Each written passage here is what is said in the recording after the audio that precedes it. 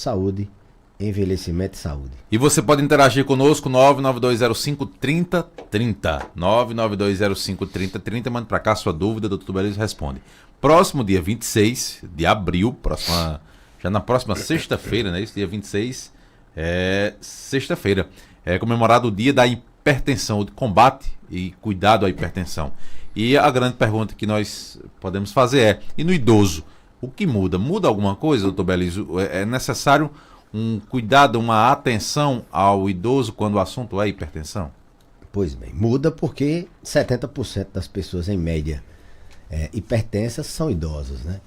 Então, combater a principal causa de infarto, a principal causa de AVC, o principal fator de risco cardiovascular, que é a hipertensão, é importante, já que a grande maioria dos hipertensos são idosos.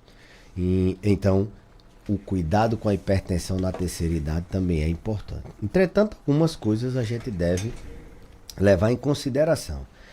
Primeiro, dividir que idoso você está lidando. Lembrar que o idoso, ele não só é a pressão. Muitas vezes a gente tem um paciente idoso que é hipertenso e a concentração toda é só na hipertensão. Ela requer, sim, uma canalização de energias importante, mas ele não é só a hipertensão. Dividir esse idoso, ele é um idoso robusto, é um idoso independente, autônomo, que ainda faz suas atividades cotidianas, trabalha, faz sua atividade física, enfim.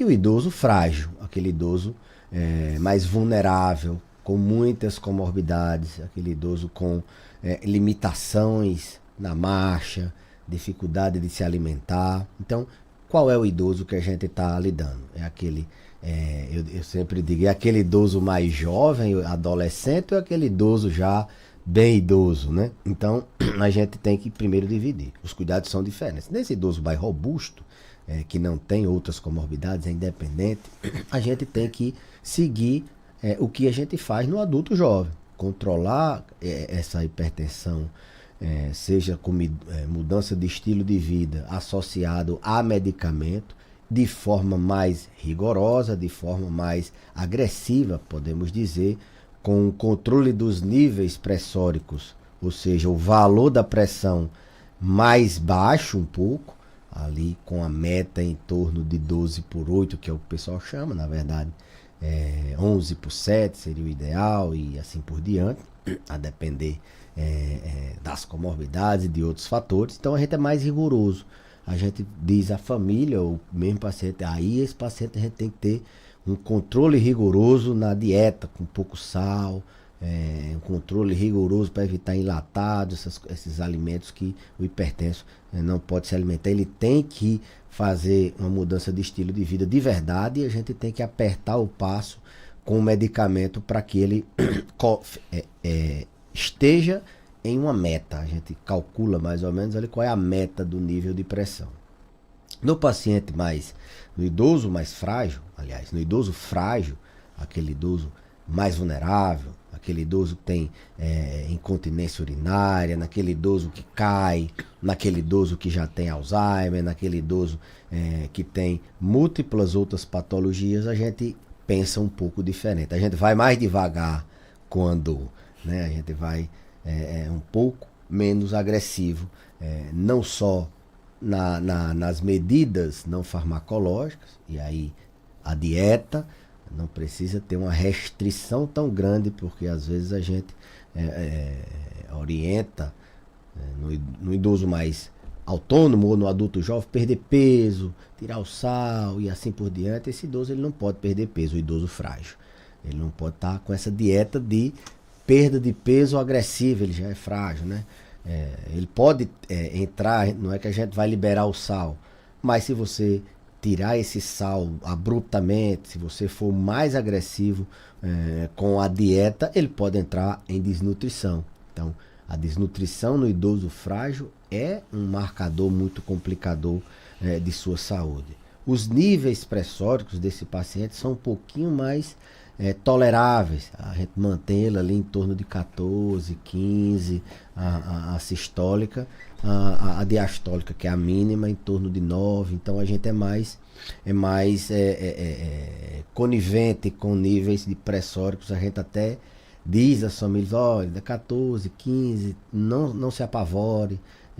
É o que a gente preconiza para ele, é o que as diretrizes, as orientações internacionais, americana, europeia e a brasileira também, recomendam no idoso frágil a gente ter um controle pressórico um pouco acima do que no adulto jovem. Então, saber disso é importante, não precisa estar toda hora essa pressão 10, 11, muito baixa não. Tem que ser um pouquinho mais flexível. Além disso, além dessa meta terapêutica ser um pouco diferente, a gente tem que ter cuidado nos medicamentos que a gente vai passar. Se é um medicamento que vai facilitar uma hipotensão ortostática, aquela queda de pressão quando ele muda de posição, quando ele fica em pé, ou às vezes quando ele vai se alimentar, ele quer desmaiar porque a pressão caiu. Tem alguns medicamentos para pressão que são mais intensos nesse aspecto de hipotensão ortostática. Não adianta ter uma pressão controlada com um idoso que tem essa queda de pressão, fratura um fêmur e aí a coisa fica muito complicada. Então, os medicamentos para pressão tem que ser bem selecionados. Medicamentos que podem alterar, por exemplo, a incontinência urinária, ou seja, o idoso fica perdendo urina com muita facilidade. Não é que ele urine mais, não, isso não é problema. É que ele perde muita urina sem sentir, sem querer. Vai no banheiro, dá vontade de ir no banheiro, ele tem que sair correndo.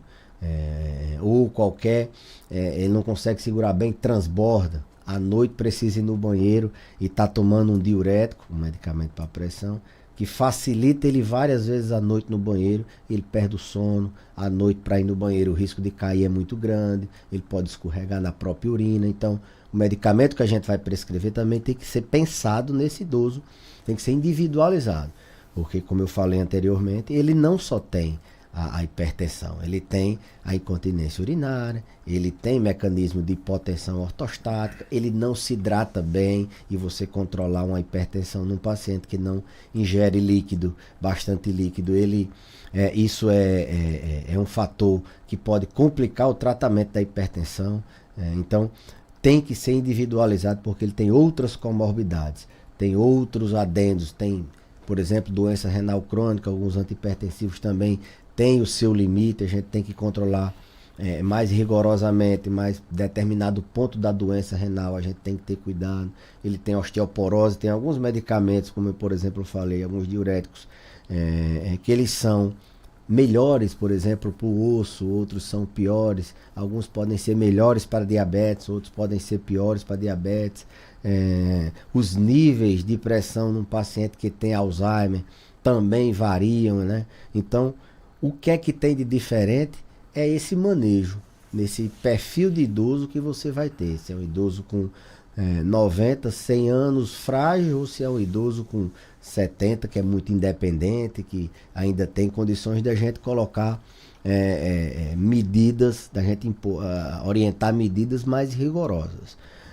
Via de regra, Geraldo, a questão eu esqueci de falar, mas a atividade física ela pode ser feita em qualquer idade. Então, essa restrição eu não abro mão, nem que seja um idoso acamado, eu peço para a família movimentar ele, deixar ele sentado um pouco.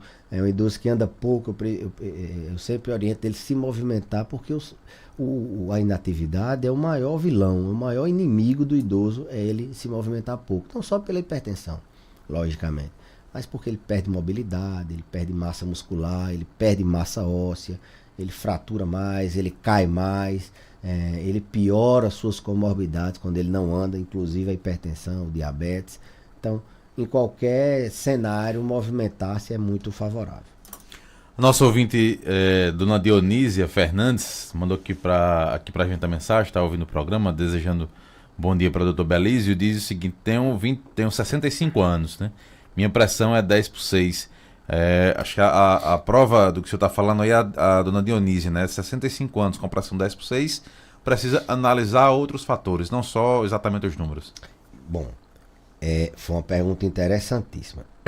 Esse paciente que está controlando a pressão e está 10/6, a gente tem que pensar também. Esse paciente foi medicado há quanto tempo? Ele pode ter aí 20, 30 anos de hipertensão e o valor dele de 10/6 está bom para ele.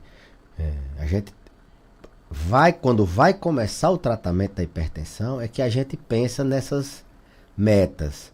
Mas ainda tem muito pouca evidência na literatura de que se a gente tirar o antihipertensivo para colocar esse paciente numa meta maior, de uma pressão maior, isso a gente não sabe se tem benefício, a não ser que ele esteja, por exemplo, tendo sintomas, está com a pressão 10/6, está tendo muita sonolência, está desmaiando, aí não. E aí em qualquer faixa etária a gente tem que dar um ajuste, se for o caso a hipotensão, a gente dá um ajuste na medicação para que ela fique mais um pouquinho acima desse valor e ela não tenha sintomas. Mas aquilo que eu falei, não, é em torno de 14, 15 o ideal, a gente ainda não tem tanta literatura que respalde a gente a suspender um antihipertensivo, assim, tirar para manter nessa meta. Lógico, quando ele está muito baixo, tendo sintomas, não, aí a gente está autorizado sim a tirar. E até tem alguma literatura nesse sentido que a gente pode sim, ao invés de 5 antihipertensivos, a pressão está 10/6, 5 não, mais 4, você pode tentar tirar um e observar, né? Então, o paciente também não é aquela coisa rígida de você manter ele engessado. Você pode, não, vou tentar tirar esse, vou ver se eu ajusto de outra forma, subir mais um pouquinho, porque esse paciente está mais vulnerável a ter uma hipotensão, a cair. E isso depende também das comorbidades. Às vezes ele já infartou, às vezes ele tem um histórico que já teve AVC. Aí o controle pressórico é um pouco mais rigoroso mesmo. Se ela não estiver sentindo nada e tiver com essa pressão aí há algum tempo, controlada, já foi medicada, diga ela que fique tranquila. Na próxima consulta dela, ela pode questionar, o doutor Belis falou no rádio que quem vai ficando muito idoso, frágil, talvez essa pressão esteja baixa. Ela complementa aqui a informação, né? Dona Dionísia está dizendo o seguinte, não toma remédio para pressão. Ela não toma. Então esquece tudo que eu tô falando, a pressão dela boa demais. Tá ok, muito bem. Tem outra pergunta aqui, 992053030, o ouvinte deseja bom dia para o doutor Belísio e faz até uma pergunta, um questionamento interessante. Uma vez diagnosticado um paciente, dependendo talvez da idade, o que ela quer falar aqui, com hipertensão, teria cura a hipertensão, o que ela quer dizer aqui, ou a hipertensão, uma vez diagnosticado, é para sempre? Hipertensão, como outras doenças crônicas, doenças crônicas não transmissíveis, né? Esse aqui é o termo correto. Elas, eu sempre digo, elas não têm cura, mas elas têm controle e você pode passar um tempo sem precisar tomar medicamento, né? Então, assim, se for uma hipertensão idiopática, que o paciente tem fatores de risco, que já foi diagnosticada, já tem, por exemplo, lesão de órgão-alvo, é difícil você sair do termo hipertensão. O que acontece é que o paciente perde peso, entra numa rotina de sono controlado, ele começa a se alimentar melhor e o nível da pressão dele normaliza e ele não precisa de medicamento. Principalmente em idosos que às vezes a gente tira medicamento ou diminui, eles ficam assustados, 40 anos tomando remédio para pressão, só que agora ele está muito mais magro, ele perdeu peso, a gente sempre diz, olha, você não deixou de ser hipertenso, você está controlando sua hipertensão com o tratamento não medicamentoso, mudança de estilo de vida, mas você não deixou de ser hipertenso. Qualquer saída disso aqui, sua pressão vai voltar a subir. Então, cura não tem, mas você pode viver sem os medicamentos, caso você consiga, nas mudanças de estilo de vida, não precisar iniciar medicamento. Então, é tanto que a primeira medida, a depender do valor de pressão, a depender de outras doenças que ele possa ter, uma doença cardíaca, enfim, a primeira medida é mudança de estilo de vida. A gente tenta controlar a pressão com atividade física, regular, também tem a intensidade, o educador físico vai orientar, uma dieta sob orientação do nutricionista, uma quantidade de sal, uma quantidade de gordura orientada, ele seguindo direitinho, controlando o estresse, dormindo bem, tendo as outras, ele pode não precisar de remédio. Ou, se ele toma remédio e controlou e precisou diminuir esses remédios ou até mesmo tirar, eu não gosto de dizer que ele curou a hipertensão. Ele deixou de precisar de medicamento, mas ele continua sendo hipertenso. Isso a gente fala da pressão alta, hipertensão, mas para pressão baixa é o mesmo raciocínio? Não, pressão baixa não é uma doença, Geraldinho. A gente não tem assim, olha, fulano de tal. Quantas pessoas você vê falar que tem uma pressão baixa? É raro, de fato. Raríssimo. Ele pode ter níveis de pressão arterial um pouco mais baixo do que o normal. Se ele não sente nada, não tem problema. Agora, se o paciente tem sintomas, quais são os sintomas da pressão baixa? Sonolência, às vezes quer desmaiar. A gente tem que investigar alguma causa, mas não é uma doença crônica não transmissível como a hipertensão. Ela não gera, por exemplo, a hipertensão, eu disse a você que infartava, que dava AVC, que agride o rim, da insuficiência renal. A hipotensão não, ali é pontual. É porque a mulher está no período menstrual, é porque o idoso está perdendo sangue por algum canto, ele está desidratado, a pressão está baixa. Ele sempre teve pressão baixa e agora está mais baixa. É alguma coisa que está acontecendo que você precisa modificar para que ele não tenha essa pressão tão baixa ou que ele não fique sofrendo com uma queda de pressão. Mas é outro departamento, não entra como uma doença crônica não transmissível, não. Nos idosos, na maioria das vezes, a gente consegue encontrar uma causa que está fazendo a pressão baixar muito. Desde medicamentos, não só os medicamentos da pressão, mas tem medicamentos que favorecem a pressão ficar muito baixa. Passando por hidratação, não ingere bastante líquido, a pressão baixa, por sangramento, a pressão está baixando porque ele está sangrando, porque ele está com anemia, porque ele está com. Ele tem uma quantidade de varizes, veias dilatadas nas pernas que facilita esse sangue ficar retido nas pernas. E isso dificultar a pressão dele normalizar quando ele muda de posição. Então, hipotensão, a pressão baixa, ela tem geralmente uma causa que responde por essa pressão baixa. Voltando ao assunto dos cuidados. Diferente da hipertensão, que é uma doença que não, isso é por isso, é por aquilo, não. Hipertensão idiopática é porque você tem genética para ter a pressão alta. Voltando aqui aos cuidados com a hipertensão em pessoa idosa, o senhor teria um conselho geral, uma dica geral para a família, sobretudo, para o cuidador do idoso, para dar a eles? Primeiro, não deixar para verificar a pressão só quando vai no consultório. Até domingo, acho que foi no Fantástico, teve uma reportagem, fizeram uma reportagem sobre como você monitorar sua pressão em casa. Às vezes a gente até orienta o paciente. Tem alguns aparelhos, aqueles aparelhos digitais do braço, aquele que coloca no braço e não aquele que coloca no punho, que são validados para você monitorar em casa a sua pressão. Não é para você ficar verificando de hora em hora, nem várias vezes ao dia se você está com a pressão controlada, mas quicular uma vez por semana, em situações normais, situações que você está bem. Não é só para verificar, quando deu uma tontura eu verifiquei minha pressão, a pressão estava alta. Quando a pessoa fica tonta, a pressão sobe mesmo. Entendeu? Então não é que a pressão deu a tontura. Então, primeiro, quem tem um idoso, ter algum aparelhinho para ficar verificando. Esses aparelhos, inclusive, eles têm memória. E anotar. Se não tiver a memória, você anota num papelzinho tal dia. Faz parte da rotina, uma vez ou duas vezes por semana, ou três. Se quiser todo dia, não tem problema. O que não pode é ser excessivo. Tem paciente que aqui a gente pega, ele, eu verifico minha pressão, se ela estiver alta, eu tomo um remédio. Não é assim, não. Não é assim. Você verifica, anota, leva, que isso faz muita diferença. Principalmente no diagnóstico. Às vezes a gente tem aquela hipertensão do jaleco branco, aquele paciente que a pressão sobe quando ele vê o médico. Então, tem esse viés em casa, tá normal. Então, isso já ajuda a gente. E verificar a pressão em condições adequadas, né? Não pode estar no frio, que eu estou aqui, por exemplo, congelando. Tem que estar numa temperatura agradável, ele não pode estar com vontade de urinar. ele não pode ter ingerido uma bebida estimulante, café, por exemplo, pelo menos meia hora antes. E ele tem que estar numa situação normal, não é? Tudo isso influencia no Influencia. Sentado, com o braço mais ou menos na altura do coração, né? A verificação. Tranquilo, sem vontade de urinar, sem ter bebido, sem ter ingerido café, sem ter feito atividade física, sem estar estressado.